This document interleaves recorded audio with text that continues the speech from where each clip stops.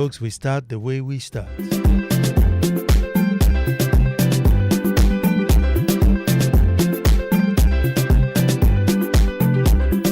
you know it. Until the lions have their own historians, the tales of hunting would always glorify the hunter. And you know I'll say that again.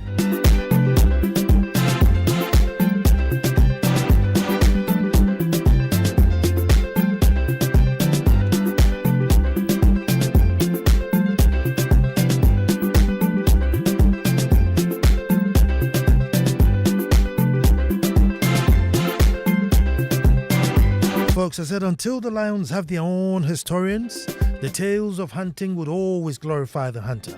Hello and welcome to the most opinionated hour on radio and the nation's thought-provoking hour. I am Nana Ansah Kwao IV, Chief of the Little Republic of Akwemu, Edumasa, and I say thank God it's Monday. Another fine opportunity for us to meet as one people to perform radio's finest ritual. For years, folks, for years, Mondays we gather here on Joy 99.7 FM at this time. And when we do so for the love of nation. Welcome to the ritual I call That's My Opinion. And our topic today, folks, breeding cheats for the future workforce. Breeding cheats for the future workforce. Let us all gather and make truth good. The issue, folks, the issue of being deliberate and intentional as we build our nation has not been a secret on this show. Time and again, we've come up with the issue and stressed as hard as we could that we must be deliberate and intentional. One area where this principle would be very essential will be in the training of our children, preparing them for the future. We should be intentional. We should be intentional. Folks, every generation, our fathers before them, always complain about the lax discipline of the current. And so you hear in our days, we were caned. In our days, there was more discipline. We walked to school. We had no sandals. Indeed, I visited President Kufuor one time, and he was narrating a very interesting story about how someone in the school, was privileged because this person had shoes and a knapsack. Shoes and a knapsack. And apparently, when they closed from school and he puts his knapsack at his back, he was the talk of the school. Then the knapsack, school bag. School bag. So times indeed change. And folks, yet, with their bare foot and their knapsack marvel, most of them were able to make it in life. Folks, today, if you have no shoes, you probably have no future. So yes, there is an element of not being in touch with the current times. And particularly now, the gap has widened so much because of technology, where you have kids who can maneuver through your phones and laptops and gadgets far more than you could. So yes, we could have lost touch with the current times. Yes, folks, we may, be colo. Yes, you're too old. But the current generation faces a very competitive and specific future. So the need to position, guard, train, and shape them is very real. Unlike our time where you could just go to school and it was good enough.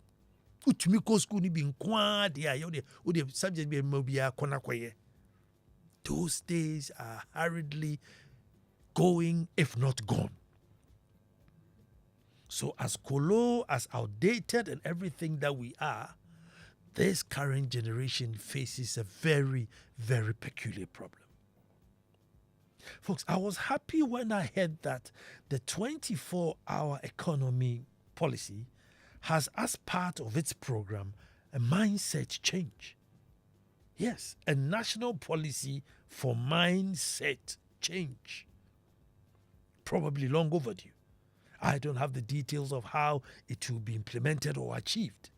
My hope is that it won't be treated as politics as usual, but that every citizen, particularly the elder ones, embrace it, and shape the minds of those who would inherit the future.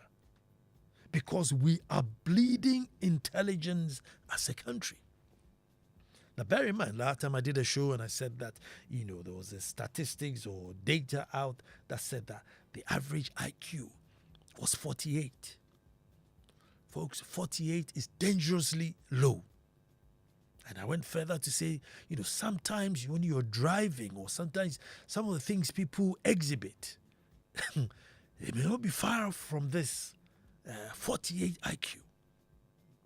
We are desperate, folks, to raise the awareness, the intelligence, the patriotism, the trueness of whoever it is we are. We are desperate. Folks, examination malpractices has gotten to a new madness. A new madness. There was a school whose student got so angry and actually misbehaved, ran routes in the school because the invigilators were too strict. Can you imagine? They were not allowed to cheat in the exam room, so they came out and broke furnitures and set fire to things in the school. There was another incident where ethics and moral paper was cancelled because of cheating. Ethics and moral. You get it? Ethics, they were going to write ethics and moral paper, and it was actually cancelled because they cheated so much. So even during the exam right there in the school, they could not apply the ethics. What will happen when they come out to the world of work? They'll probably come with 0, or probably in their negatives.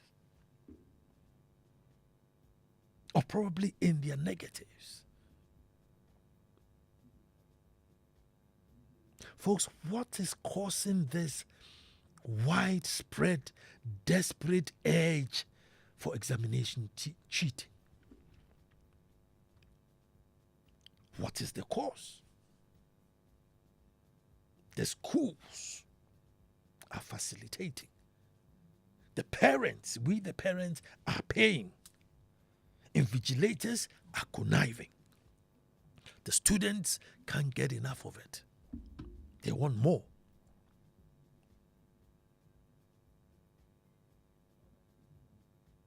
We are talking about examination malpractice.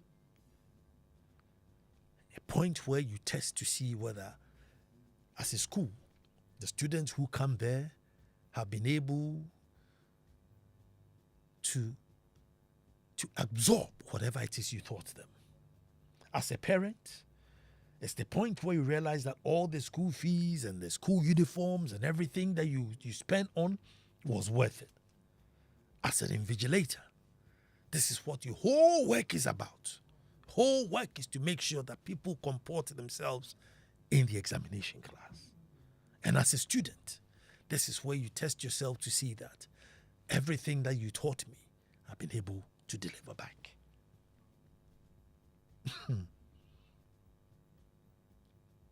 Has it become an industry? Because I feel it's gone past just the mere competition. Yes, there's too much competition in schools. There's too much competition in class. Cover your work. Don't show him. We don't even encourage people to work in groups. Even homework, grammars will be baby. So there's too much competition. That's that. But I feel this has gone beyond that. For children at such young age to be introduced to this high level of cheating and making it common and normal and available backed by all the high institutions that are meant to guide and direct them. That is so dangerous. That is so wicked on the child, folks. It is so wicked on the child who, through no fault of his or hers, have come to this world, come to meet the formalization of schools, who has to go through the system. And then at the end, when this child is now asked to reproduce to see if he or she understood why it is he was in that even institution, at that very moment, everybody gets this child into a culture of cheating. And so at a very young age, they expect that any time I come to the crossroads, I have to cheat. Honesty out of the window. Integrity out of the window. Self-respect out of the window. And these are human beings who will have to inherit the future. And this is what we are doing to them.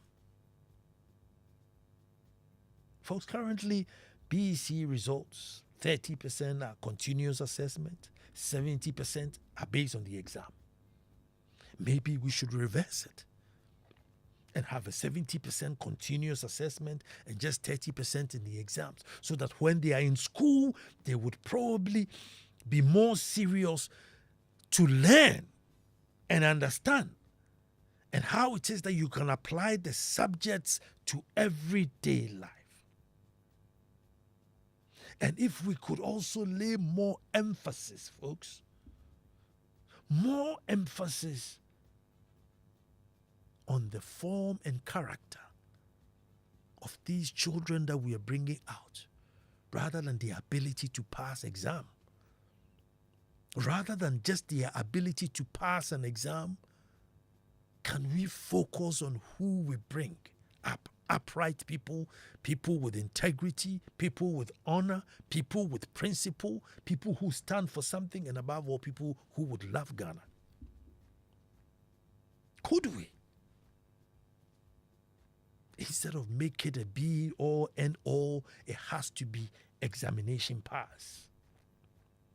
Folks, it seems as if our whole existence and importance and intelligence have been pinned on our ability to pass exams.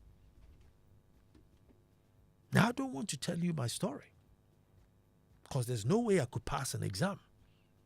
But I'm saying our whole existence, our importance, our grading of our intelligence have been pinned on our ability to pass an exam. And we start from a very early age, very early time in school, class 1, class 2, 3, na is examination to you. Kindergarten na exams. Why? Where are they in a hurry to go to? Folks, if we don't reverse this trend and focus, as I said, on the character and form of these beautiful children, then for some, or for many of them, their whole time in school has just been a waste of time. For the parents, all the cost, the monies you have paid, waste of time.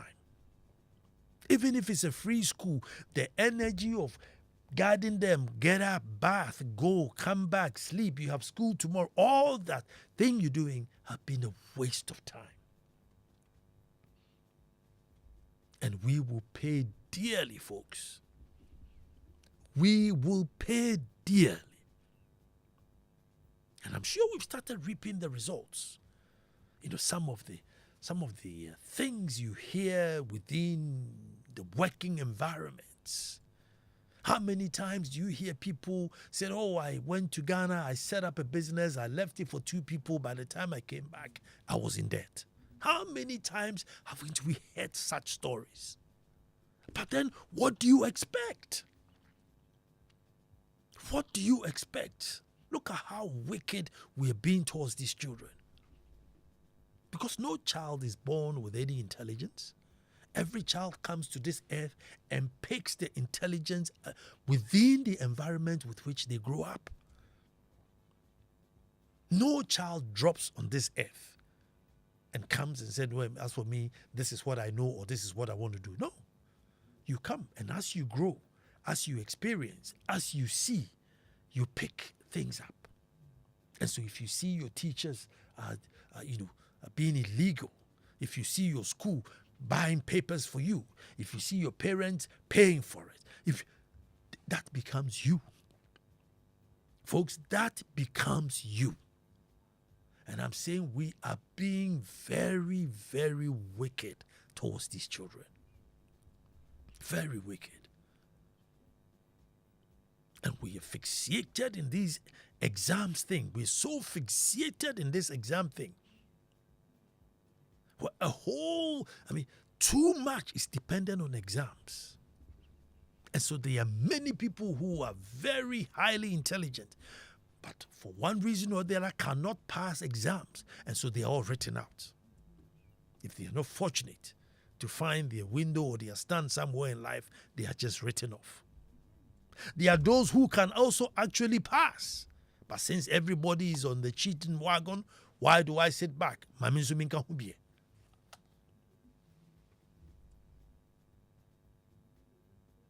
It's a very serious matter. It is a very something that we have to look at it nationally. And if indeed there's going to be an agenda to mindset change, I think we have to start from here.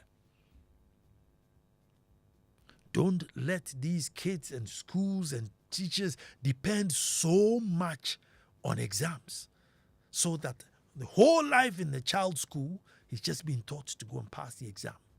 Maybe if there's more continuous assessment, the schools and the parents and everybody's energy will be on what goes on a day-to-day within the school. Because you know that at the end of the exam, you only have 30%. If you want to pass, you pass in school before you go to the exam. If you answer people in the background, you know you have failed. Because you're only going to get 30%.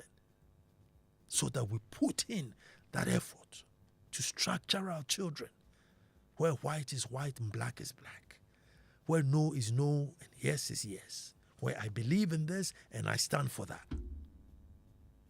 But currently, folks, we are molding liars, cheats, illegal, materialistic, loving, shortcutism. And eventually, when we grow old, these are the guys who are going to look after us. They will be so lost in empathy, they won't even care whether we are dead or alive. These are chickens we don't want to come home to roost. So don't let them out of the coop.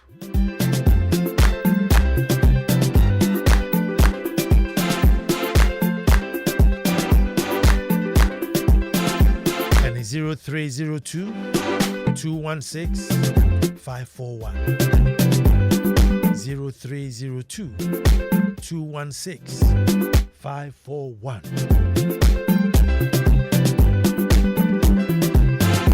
Mr. Stephen Agler,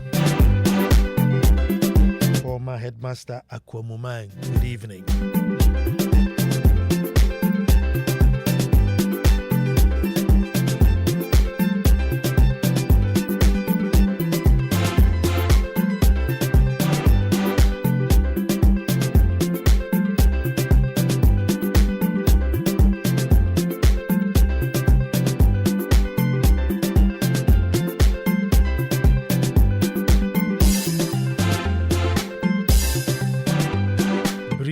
Cheats the future workforce. And I'm saying we are being very wicked. Well, I have Muhadu on the line. Hello, Muhadu. Hello, Nana Ansah Kwao. Good evening. Good evening, my brother. I've been a contributor to your program for long. Yes, sir. And it becomes like, if I don't listen to you, I can't eat. Thank you. Yes. Thank you. Even since I was at a senior high. Wow. Yes, of course. Yes, of course. You remember. But yes, of course. You have to give me your contact.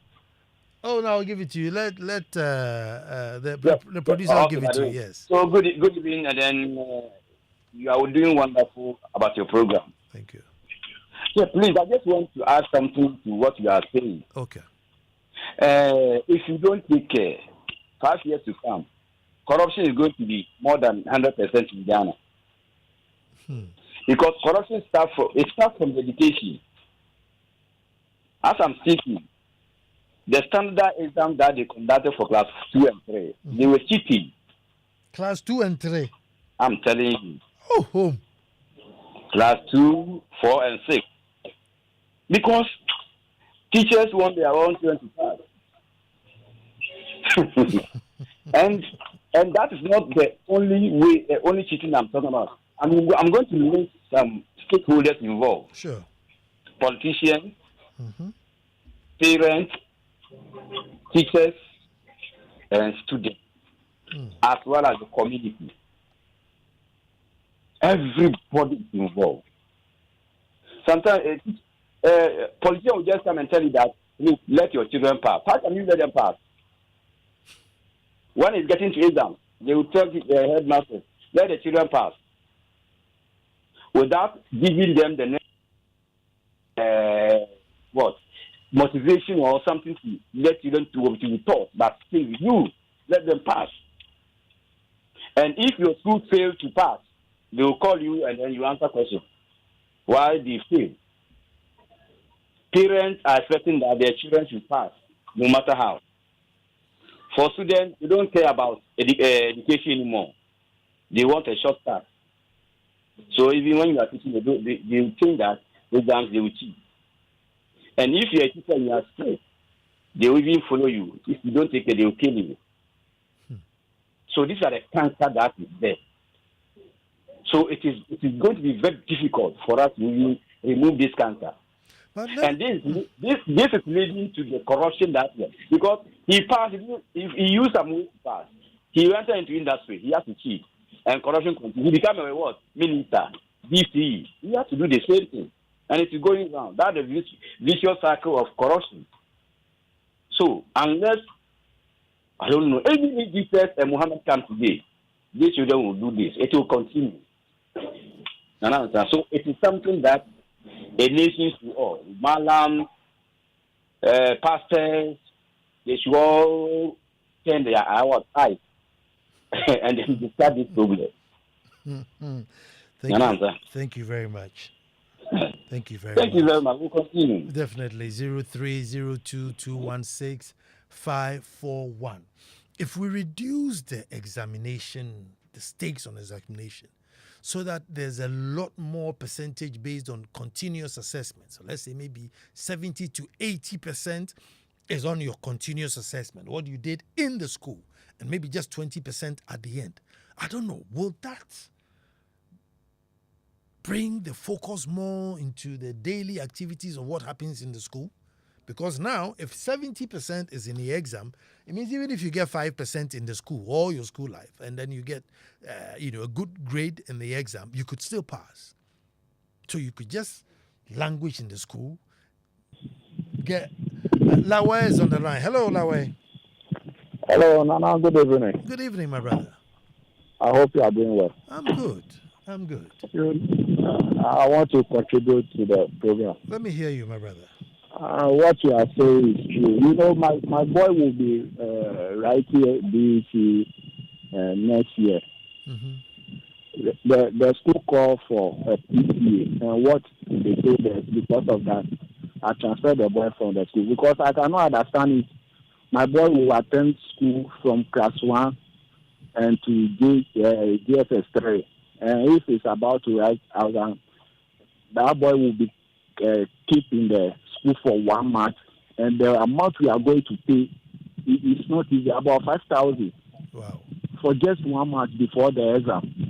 All because they want to go and buy paper and teach for them to pass exam. You see, the problem is from the schools. What I'm saying, you can cross check. Almost all the schools nowadays it become a business. If the students are about to write exam, then they get let's camp them because we don't want them to be this. We want to keep them concentrated. It's not like that. They go ahead and buy papers and they just want the the student to do that too.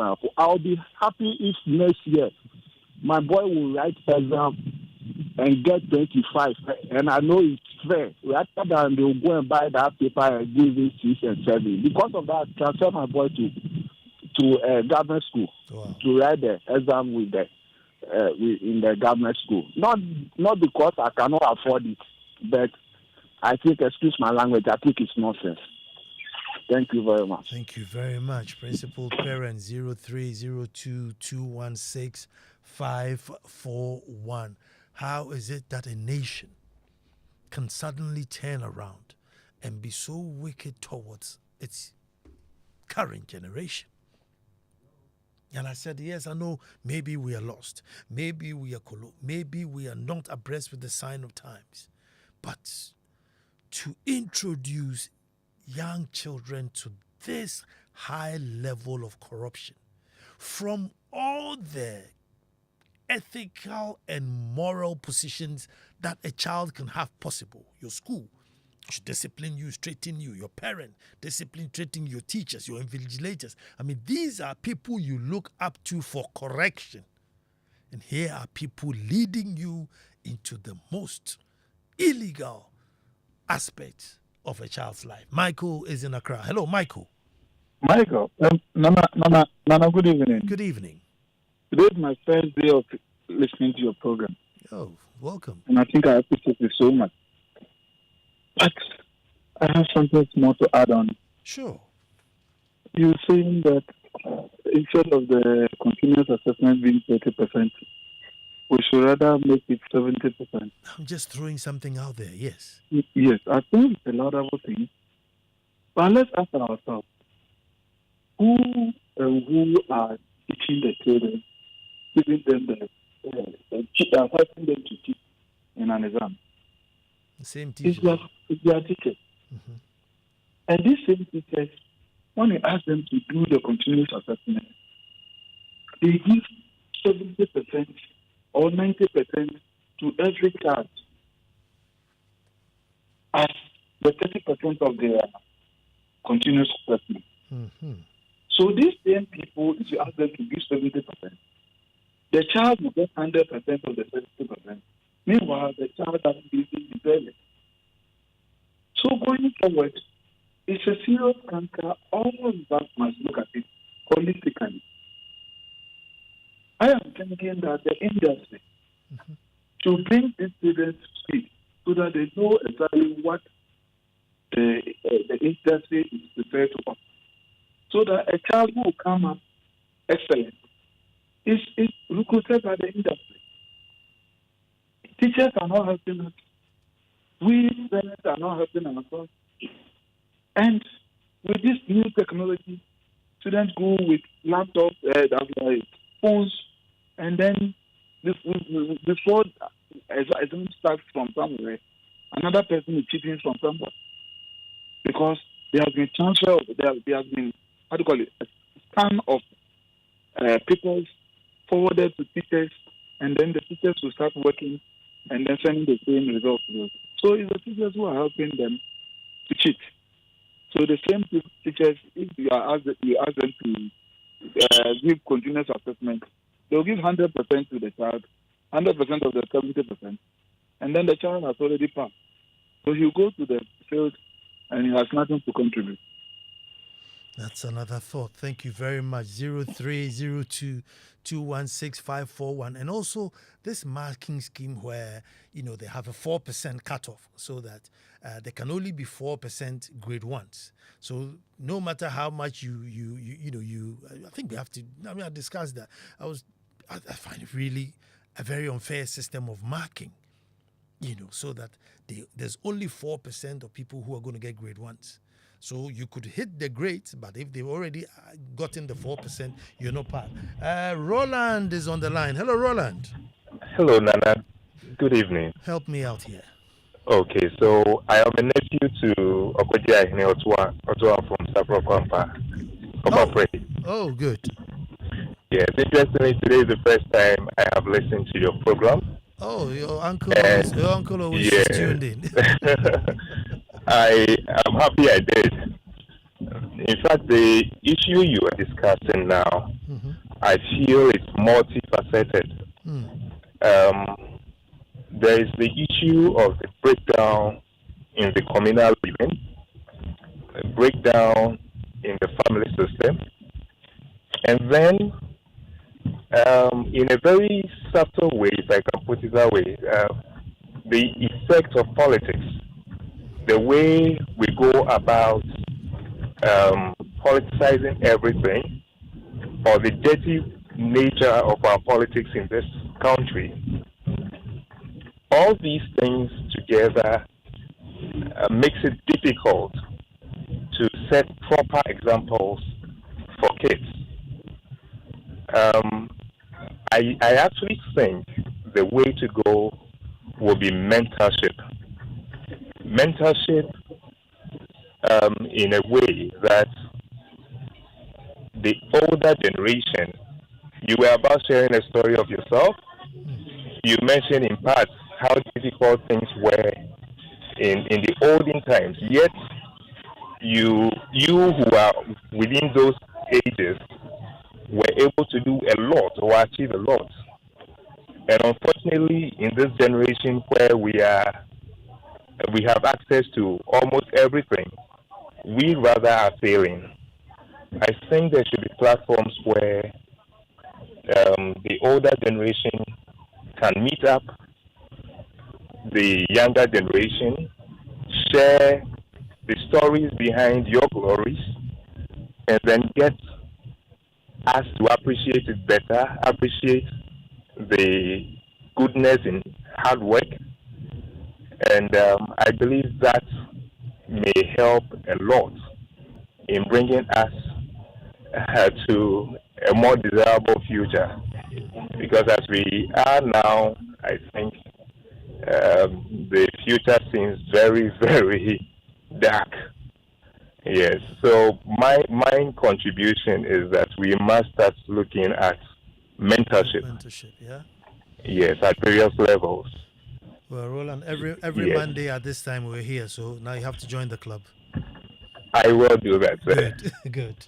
Thank you so much. You're welcome. Your And uncle is the wonderful job you're doing. Your uncle is lying in the sofa listening. That's what he does. I'm sure he'll call me right after.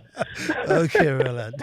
Okuja what fascina a friend 0302 216 541 0302 216 541. This is a serious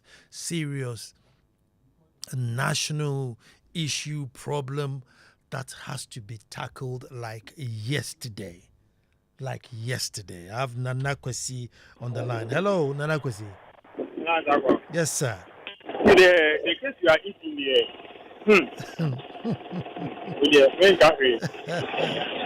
So, you see, Nana, I always say, if you have a few, it didn't just happen.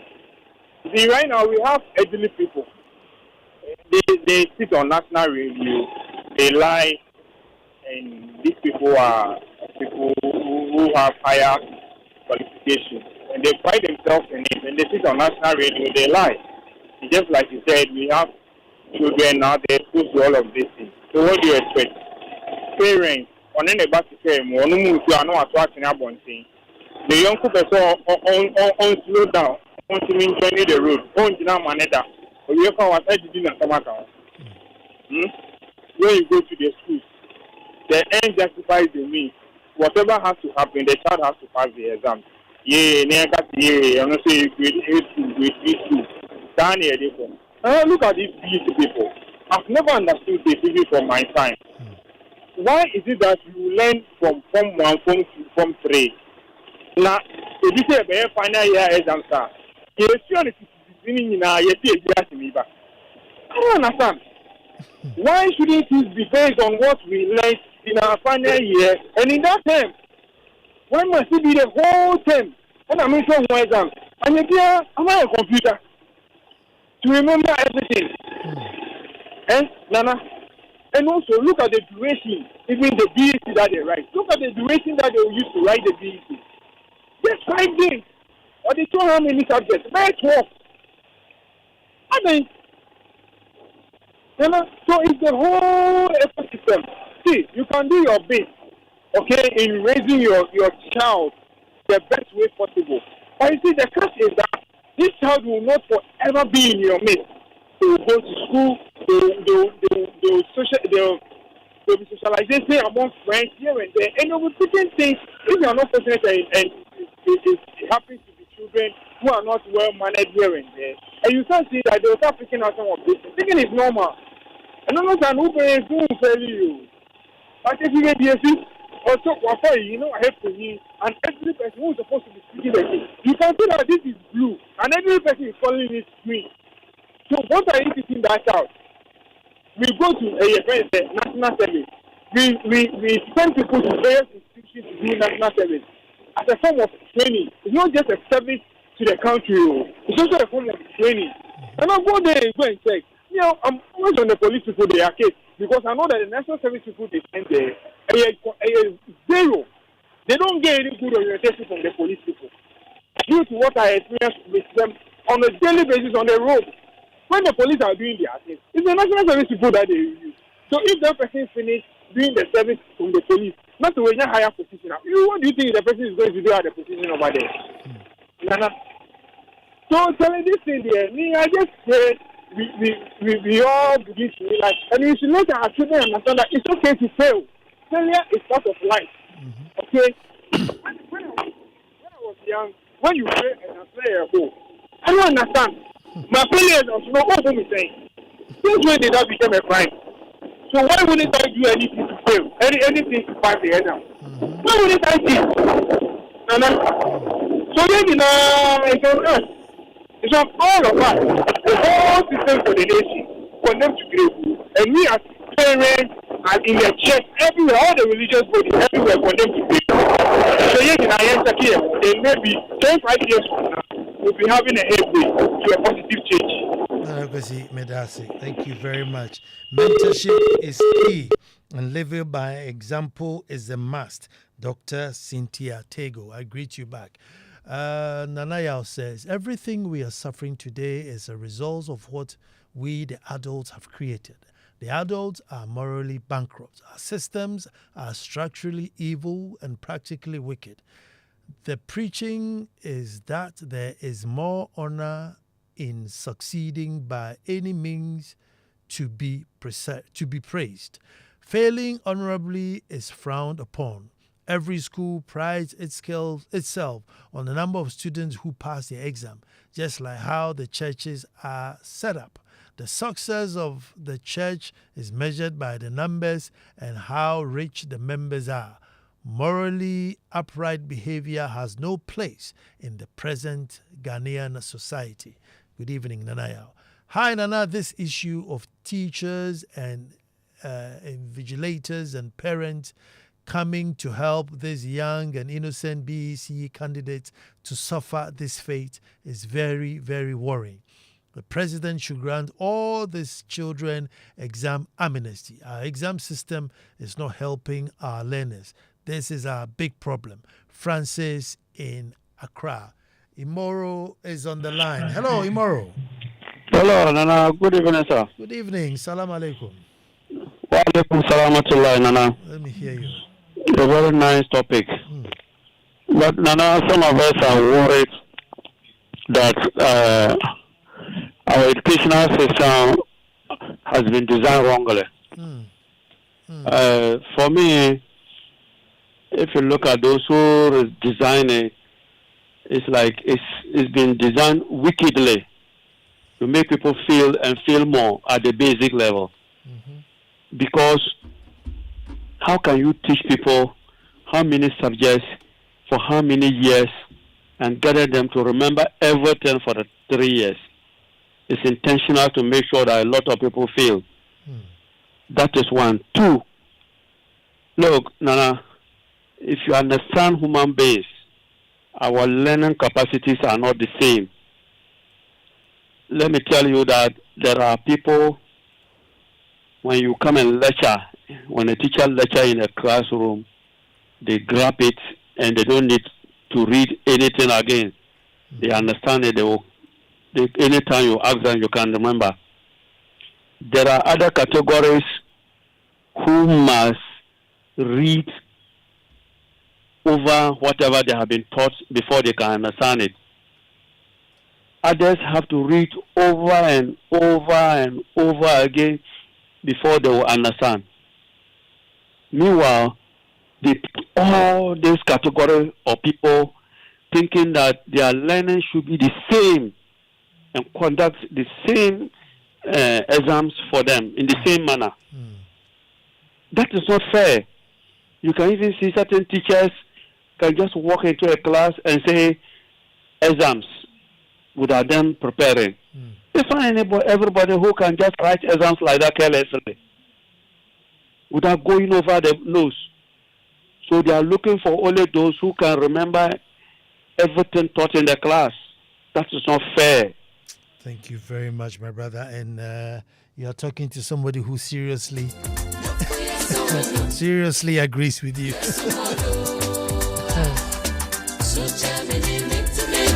There is no way you can measure my intelligence with an exam. In fact, this is from my dear brother, Kukrubo Nenete Kwesi Agyemang V, the chief and traditional ruler of the people of Dodowa, cordially invites your presence to the final funeral rites and burial of his late wife, Mrs. Eunice Apioko Ashai Agyemang Oheneire. Date of burial is 13th of September 2025. Funeral grounds is Tema, Newtown Naval Base. Come and join my brother, mourn his beloved wife. For more info, you can call 0249 498356. 0249-498356.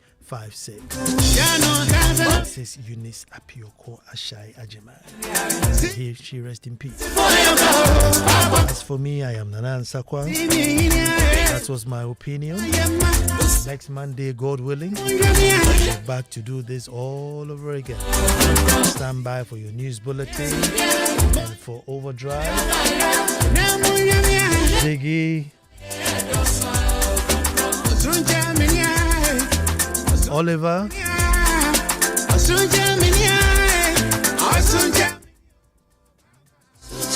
Ziggy, Oliver, and Anita, our able and capable international producer. Yeah, that's your beam review.